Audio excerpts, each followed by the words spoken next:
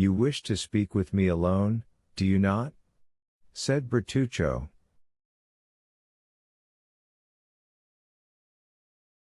Oh, yes.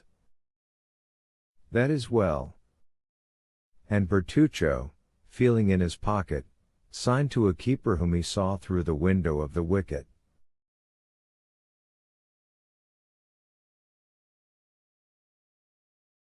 Read? He said. What is that? Asked Andrea. An order to conduct you to a room, and to leave you there to talk to me.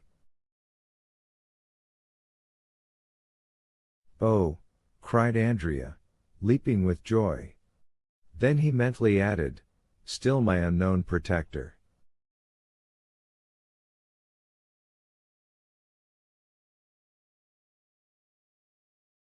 I am not forgotten. They wish for secrecy, since we are to converse in a private room. I understand, Bertuccio has been sent by my protector. The keeper spoke for a moment with an official, then opened the iron gates and conducted Andrea to a room on the first floor.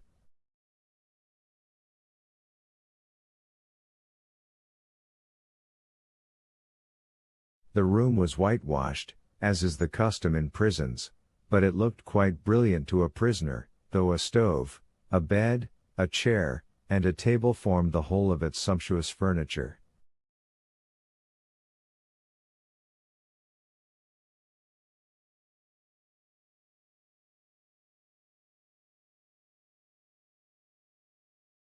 Bertuccio sat down upon the chair, Andrea threw himself upon the bed, the keeper retired.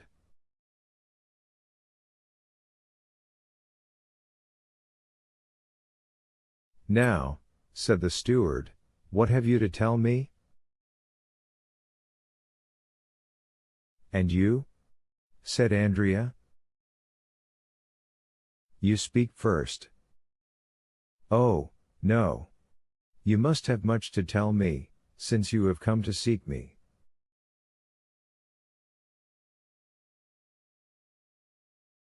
Well, be it so. You have continued your course of villainy, you have robbed, you have assassinated.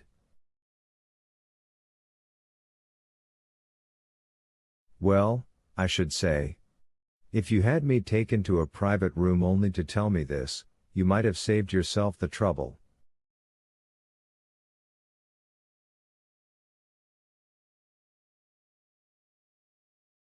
I know all these things. But there are some with which, on the contrary, I am not acquainted. Let us talk of those, if you please. Who sent you? Come, come, you are going on quickly, M. Benedetto. Yes, and to the point. Let us dispense with useless words. Who sends you? No one. How did you know I was in prison?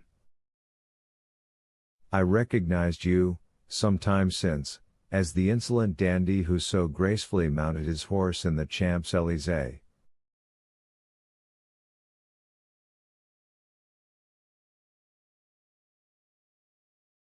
Oh, the Champs-Élysées? Ah, yes, we burn, as they say at the game of pincette.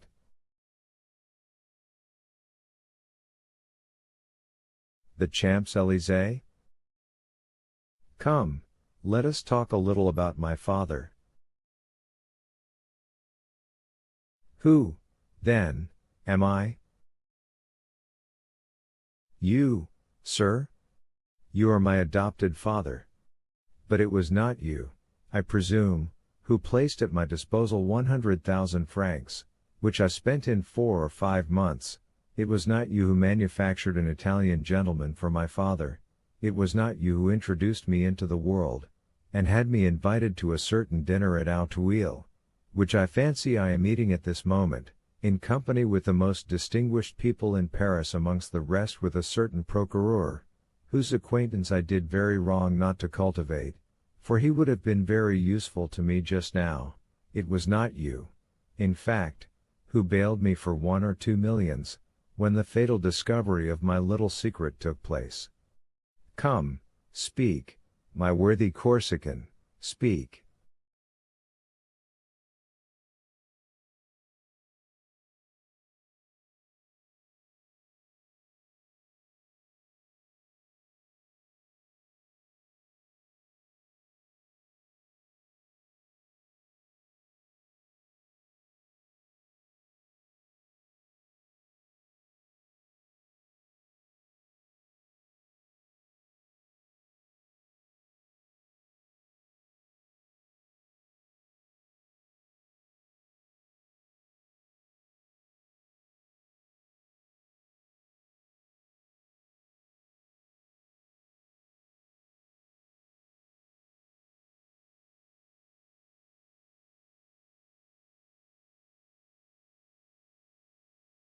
What do you wish me to say?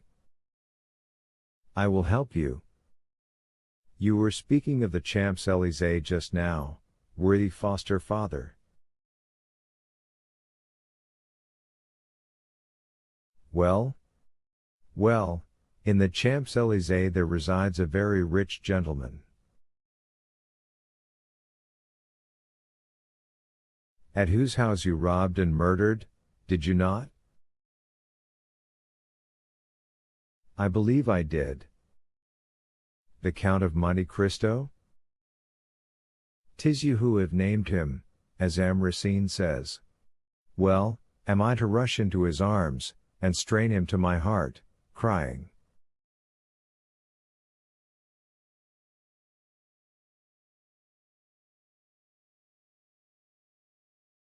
my father, like Monsieur Pixaricourt?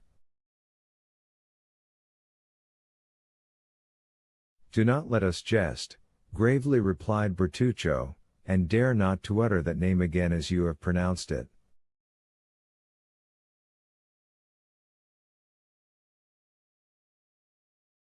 Gilbert de Pixaricourt, French dramatist, 1775 to 1844. Bah, said Andrea, a little overcome by the solemnity of Bertuccio's manner. Why not? Because the person who bears it is too highly favored by heaven to be the father of such a wretch as you.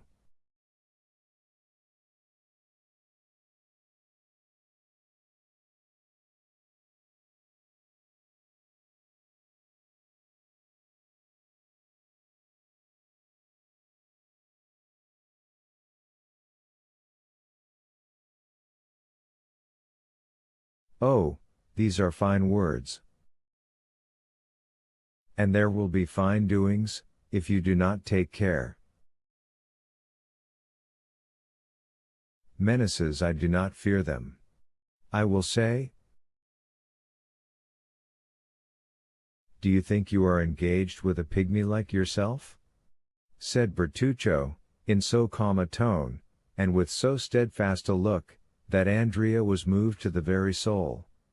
Do you think you have to do with galley slaves, or novices in the world?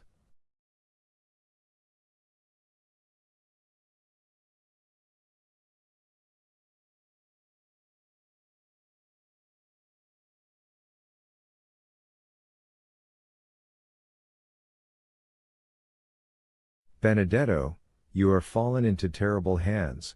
They are ready to open for you, make use of them.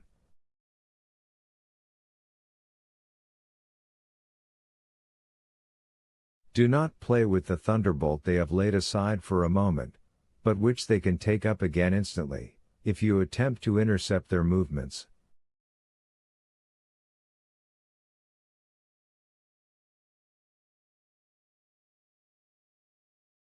My father, I will know who my father is, said the obstinate youth. I will perish if I must, but I will know it.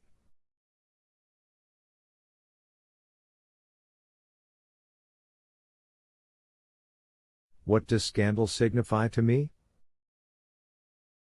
What possessions, what reputation, what pull, as Beecham says, have I?